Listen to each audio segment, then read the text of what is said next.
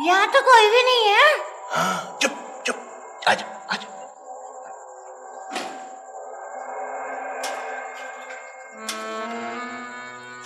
बात सुने, मैं पानी पी लूं, प्यास लगी। चुप चुप चुप। हाय अल्लाह, इसमें तो पानी भी नहीं है। हाँ, तो इसीलिए तो लेके आया हूँ कि कोई यहाँ पानी पीने भी नहीं आएगा।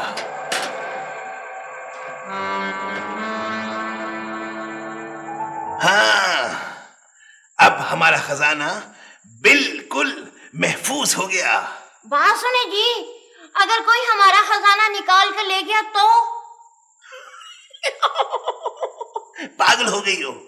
किसी को क्या पता कि हमने खजाना कुएं के अंदर छुपा के रखा है। वो तो ठीक है, हम खुद ही भूल गए कि हमने यहाँ खजाना छुपाया था, तो फिर क्या होगा? मैं बेवकूफ हूं, लेकिन इतना बेवकूफ भी नहीं हूं। मैं यहाँ निशानी लगा के जाऊंगा। इधर आओ।